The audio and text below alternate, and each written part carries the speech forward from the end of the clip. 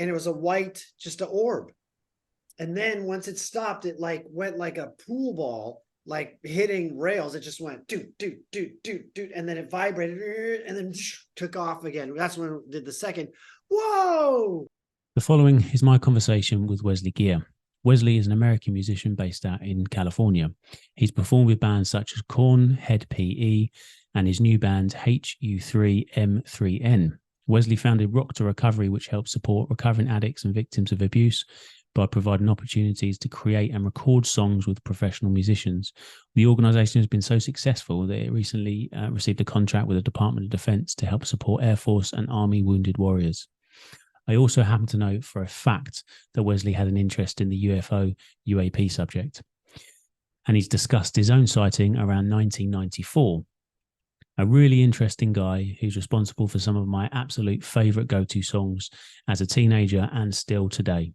So, the following is my conversation with Wesley Geer.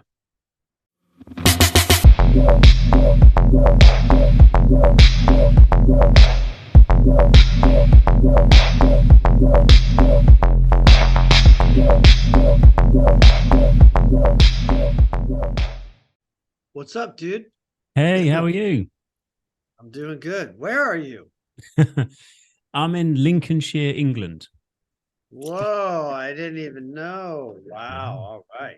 Yeah, sort of Midlands, I would say, middle of England, semi-rural. Semi-rural. All right. Well, You're out in California? I'm in California. Yeah. Nice. What's the weather like out there? Oh, it's nice. It's let's see. It's probably 20. Oh, okay. Well, we've put our heating on for the first time today, so not 20 here. Not too bad, huh? Not too bad. Not too bad. Well, if it's all right with you, I want to sort of jump in just to the UAP subject first of all, if that's okay. Please. Cool. All right. Well, I kind of I can see that you have an interest in the UFO UAP subject. So I guess my first question really is what first piqued your interest in the subject?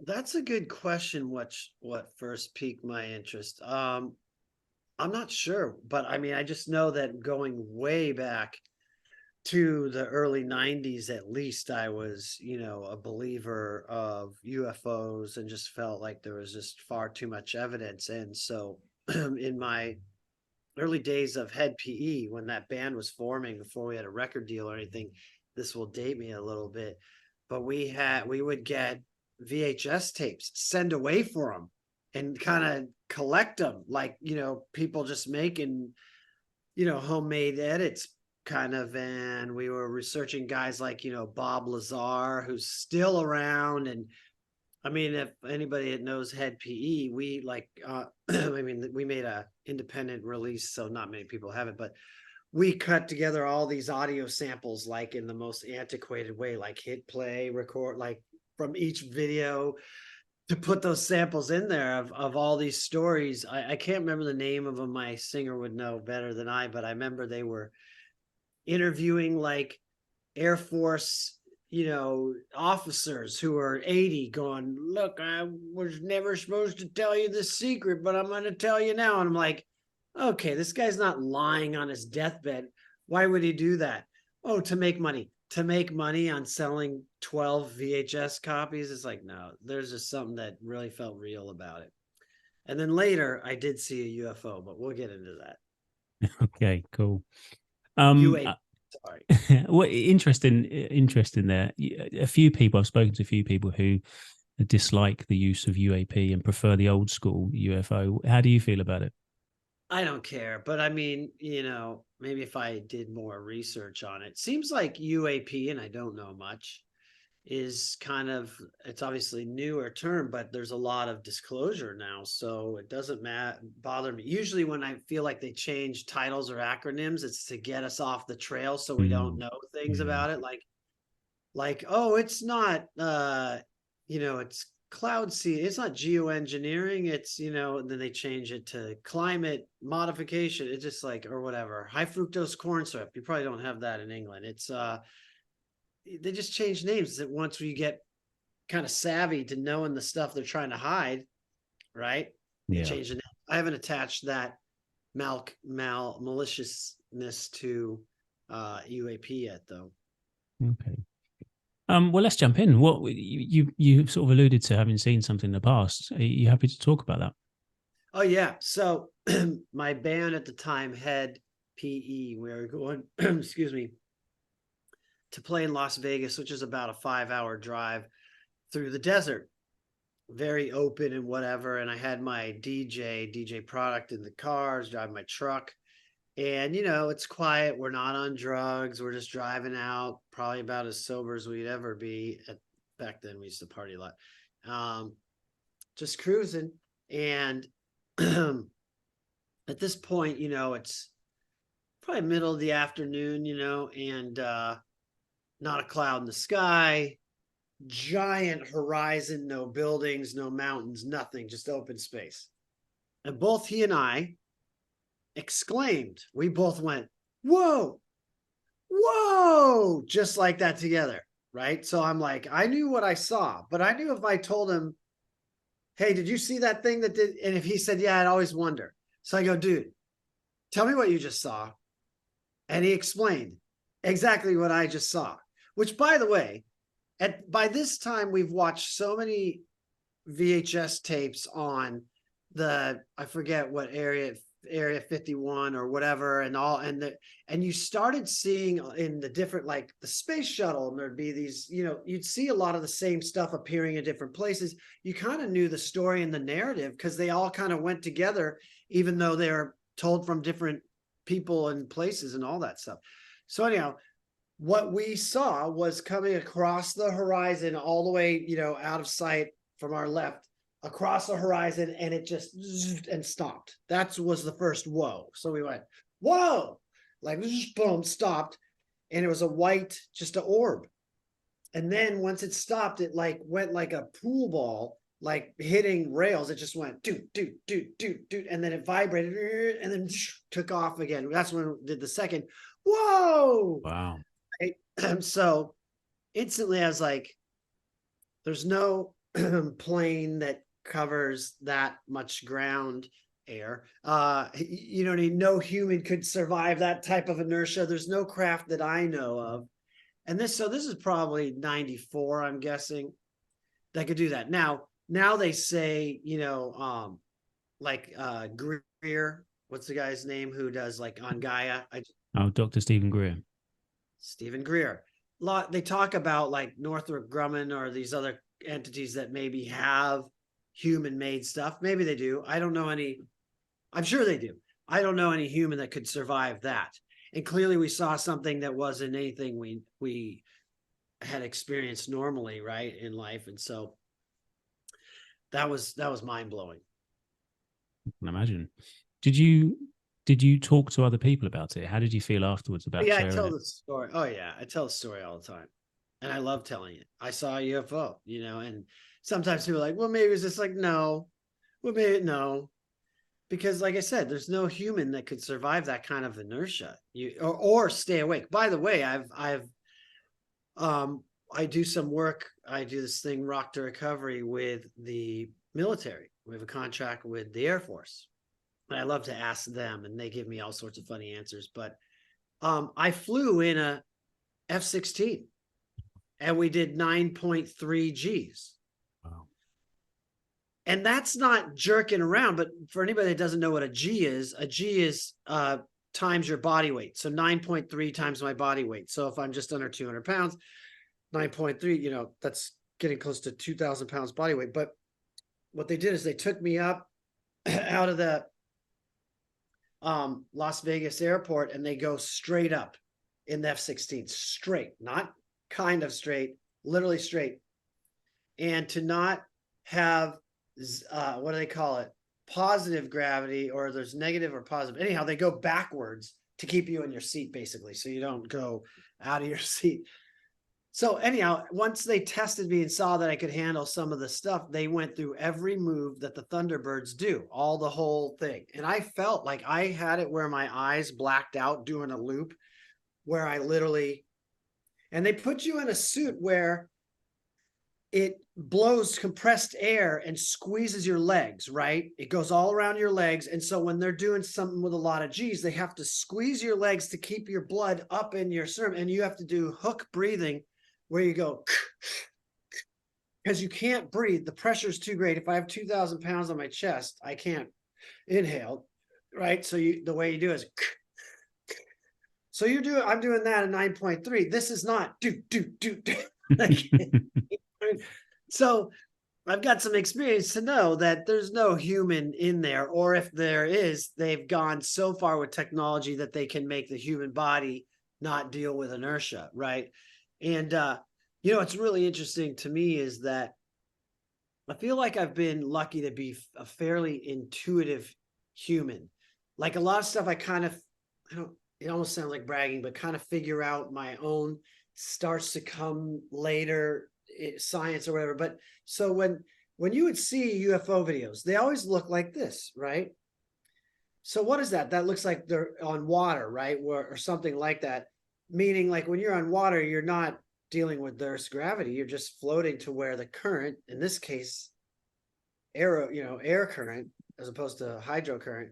So now when you listen to Bob Lazar and Stephen Greer and all these people, they talk about how they can get rid of gravity, which explains why.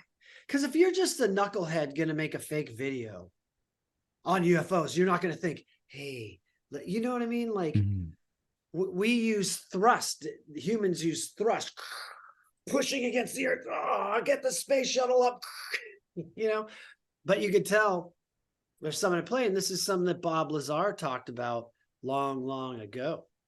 Yeah. What do you think? What do you? I'll ask you to sort of speculate. Really, what do you think they are? What do you think they represent? Well, I'm really into the spirit realm, right? And so, unfortunately, I would say traditional religions keep us in a box. Like, this is all it is. Anything out of this, no, it's not that. Stay in this box. And I think that really limits people being open. It's kind of like Sadhguru says, don't be a believer, be a seeker, right? And so, what we know now with science, and it's a very exciting time. People are like, I love science. It's like, well, science is just a method for figuring stuff out. And just because science can't figure it out doesn't mean it's not real.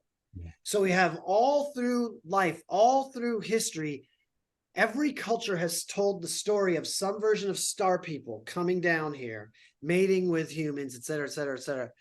We know now that like the energetic people like Dr. Joe Dispenza are starting to prove scientifically that it's our energetic field that dictates what manifests here in the physical realm, not our body projecting energy, rather energy projecting our body. So for me, I just get into like you and I are multidimensional beings because we have our 3D body, but where our thoughts and our soul, our spirit lies is not anywhere where we can see it here. So it's in another dimension. So we're already operating in a couple dimensions. So when you start talking about multiple dimensional beings and you talk about things like frequency, like Tesla talked about, different octaves and layers of resonant. Like if you go to piano, when you push your foot down so all the notes can ring on, you hit a note, that one note, that's only one note, will also resonate other notes. That shows you how frequency and vibration work. It can exist here, but it's also existing in these other harmonic. Same thing as us. Everything's resonant frequency and vibration. So what do I think they are? They're probably beings who have the ability to go through dimensions much easier than ours. And when you talk about that, now you're not talking about linear time and space. Like sometimes I would debate UFOs and stuff with people, and they're like, well, if there are other planets with life, do you know how long it would take them to get here? It's like, you're thinking like a human, dude. You don't know wormholes, black holes, dimensions, bending space and time. You're thinking like the ant who looks at a dog and doesn't know it's a dog. You're just like, oh, I see this furry stick here. It's a leg, bro, of a dog. You don't know. So we have to dispel the limited knowledge we have. So I think that there's and by the way, when I get really into my meditative realms, I get downloads that aren't from me, that say things to me that at first don't make any sense. And I'm like, that's such an interesting answer. And I believe, and I know other people who channel, right? From beings, light beings, the blue avians. There's people who see aliens, and I believe that stuff. It all kind of goes together. This realm of spirituality and beings that are in other dimensions, etc. Spirit guides. And by the way, if you're into biblical stuff, they talk about angels. Well, why isn't an angel an alien? It doesn't say in the Bible that angels are little teeny babies who are naked with wings. It doesn't say that. It talks about, entities coming through bright lights with sounds and horns and trumpets, or however it phrases it, right? So to me, it's all the same. Everybody's trying to explain the same thing, just with their limited understanding. If we remember, the Bible was written 2,000 years ago, Yeah. Have you been following the stuff that's going on in Congress with the whistleblowers and some of the Congress people talking about changes of law and the NDAA? Do you know much about that, or you've been keeping up on that? Not a ton. I'm just kind of like, yeah, whatever. You're talking about the shit we already knew long ago, and I'm a little bit disappointed that people aren't freaking out on it, And like I said, I've been into this since the 90s. And in the 90s, the conspiracy was the government knew of UFOs, has been hiding it from us. There was, in America, they have something called the Freedom of Information Act, where you can go in and ask for stuff to be declassified. And in those documents, there were supposedly real documents saying that they have been doing a test with humanity. Can we handle believing there's UFOs? And that they were going to do a 20-year plan, which by now it's more like a 30-year plan, to slowly disclose to us. And you can see people are like, oh, UFOs, whatever. And now there's so much footage, nobody gives a crap. You know what I mean? So I'm not I don't care what Congress says. I think it's cool, but I'm already there. Like, good. Let's, Yeah. I guess I would follow it more closely if I felt like it was having a greater effect on public, but it doesn't seem like people are too super engaged. Yeah. It does kind of feel like there would be a one-day news cycle, and then people would move on to the next thing. They're real, they're here, but anyway, what about that sort of celebrity crush, or moving on? Yeah, but there should be subsequent questions like, how did they get here? Do we know? Where are they from? Are they in other dimensions? What technology have we gotten from them? What have they shared with us? What kind of agreements do we have with them? Not just like, okay, there's some things here. It's like, okay, that now we have to ask a bunch more questions. When they start getting into that, full disclosure, and like I said, I'm not very keeping up to date on it too super much, so maybe I've missed something, but that's when I would get really excited. Like, yo, this thing is made out of a metal that comes from 42 galaxies over that way, and it levitates. Then I'll be like, okay, now we're getting into some disclosure. Because if you go back to the Area 51 thing, there was this interview with this old Air Force guy who said, and a few people said, they found a metal that was like a tinfoil. It looked like a tinfoil, very thin, but you could try to cut it, you could crumple it, you could do whatever, and it would just always go back to shape. It was unlike anything we ever had here. And then now, if you look in some scientific journals, they're like talking about how they can make a metal that does that, but the problem is they can only do it really long and skinny, so I'm really intrigued with all the technology that we probably have that, like Stephen Greer says, that we're holding back. It does kind of feel like a basic human right, doesn't it? If they've got the information, surely the human race deserves to know, that there's some new science or some new physics or some new sort of biology or technology. Yeah, that's a huge conspiracy that I'm super into, because there's a lot of people, and Stephen Greer just did a new film on this. Maybe you can give a link wherever you post this, because it's really good. I forget the title. It doesn't have the best title. The movie's much better than the title, because it's kind of misleading is what I mean. But the point is, in his movie, the documentary, is that there's a bunch of people that have talked about 0 point energy. And this is something, again, like I intuitively kind of figured out in my own experience. It's like, wait. So an atom is more space than anything. And the thing that holds it together is electromagnetism, which is some sort of energy or fuel energy. Where does that fuel come from? Well, it's magnetism. Well, where does magnetism come from? You're talking about an energy that pulls planets together and spins them around each other, but nobody's like pedaling a bike to make it, or you're not plugging it into the Tesla charger. So you're now talking about like, where the fuck does that energy come from? Well, Tesla and Stephen Greer in his movie talk about all these people have figured out how to get into that 0 point energy. The point is yes, there seems to be a giant conspiracy that we don't need gas and traditional electricity and all that kind of stuff. But the entire banking system is backed. It used to be backed by oil. Now, I'm sorry, gold, silver, and commodities. Now it's backed by oil. All the banks are owned by big oil companies. So of course they don't want to pull the plug from their own livelihood. It would, and arguably, what people I think need to understand is, imagine if you're in the place of power where you're like, okay, we got to go in here and take out this regime. 100,000 people are going to die, lots of innocent people, but we believe for the global good, it's better. I mean, there are people who have to make those decisions as much as we hate them. Look at how we bombed Japan. Well, it saved all these lives. Like, hopefully that's true. But the point is, people in power believe that they're speaking for the greater good. So you could imagine that it would be great arguments for like, would it destroy the entire world economy to just go, here's free energy? Then Yeah. or is it malicious and malevolent, which probably is the case. Do you think we'll get disclosure then? Do you think it's coming, or do you think it's one of these that will just go on for 10, 20 more years, 30 more years? Do you think it's close? Some people will say 6 months. I know the National Defence Authorization Act with the UAP Disclosure Act's kind of built into it. Gives them something like 6 months to disclose what they know, what private companies know. Not that would necessarily force them to, because the argument is they've been outside or above oversight, congressional oversight for all this time anyway. But in theory, if they were to follow this new legislation, if it passed, they would have to disclose this within sort of 6 months. So do you think we're likely to see some form of disclosure, proper disclosure, or are we talking years still?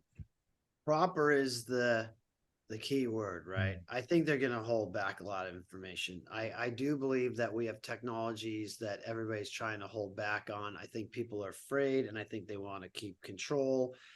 Imagine we could make some sort of UFO and we shared that, and all of a sudden you're like, well, now Russia, I'm speaking from American perspective. Oh, now Russia and China can make a UFO and change dimensions and just appear over. I mean, I think people are terrified of the technology and they want to stay in control.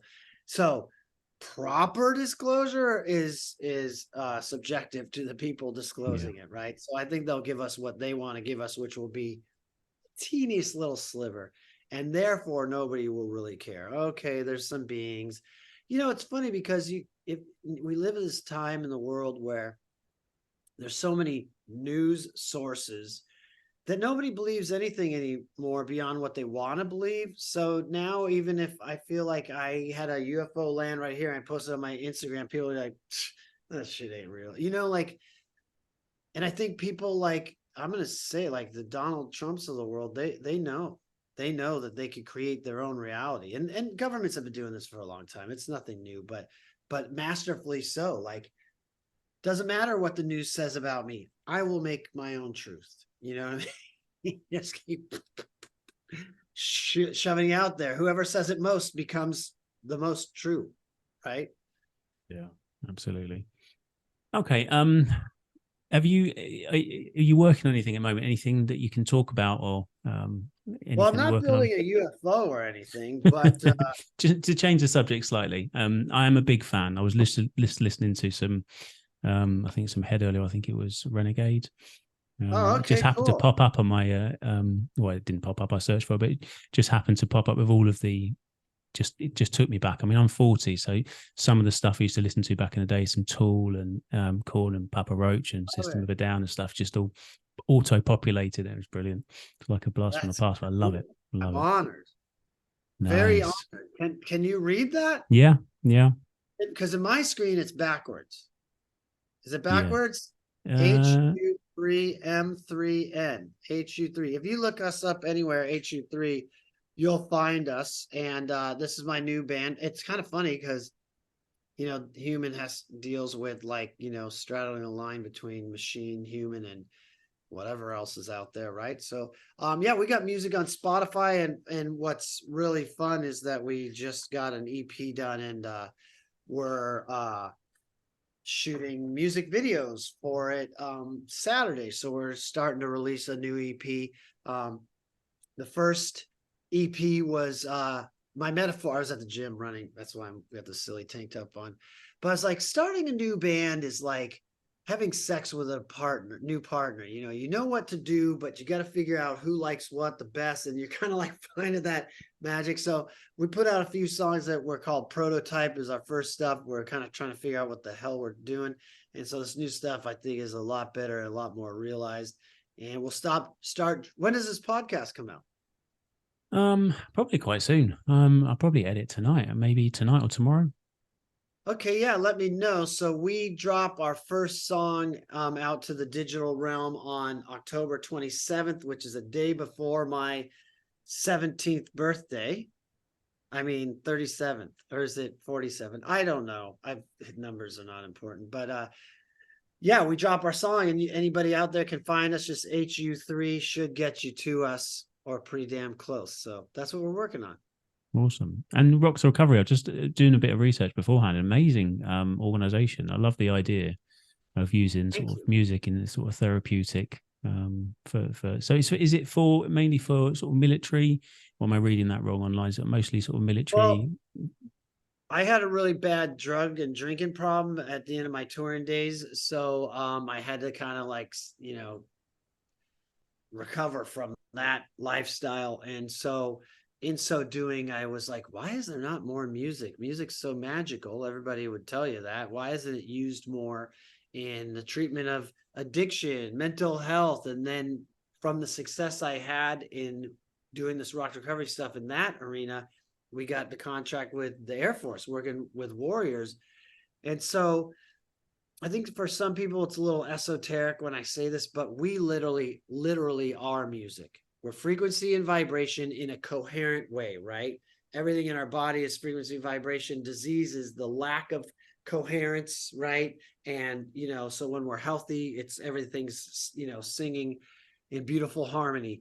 And so, yeah, that's the idea, is we get non-musicians to learn to play, sing, and write songs. We do it as a group, and in 1 hour or whatever, however long the session is, we take our feelings, we talk about them, we write a song together, and we record it. And the transformations I've watched in these groups of people who are suicidal or suicidal veterans that have seen the worst things any human could ever imagine, it does something beyond any drug I've ever seen. And I've seen a lot and done a lot of drugs, like in 1 hour, they can go from like, I want to die to, you're going to be here next week, right, man? And so it's a small but significant step forward in doing what we're trying to do, which is push this concept of using music as a healing, transformative force in the world. Beautiful. That was beautiful. Sentence. That's fantastic. Well, look, thanks for asking, Jimmy. I appreciate that. No worries. Thank you. Look, thanks so much for your time. I know you're super busy, so I'm going to let you get back to it. But I really appreciate your time. Fascinating guy, and I'm a big fan. Hands up. Big sort Thanks, brother. Yeah, and I'll post this on our human feed, because we it's right on topic with our band and all our weirdness. So yeah, send me some links, and I'm stoked you're doing what you're doing. And thanks for your time. Thanks, buddy. Take care, man.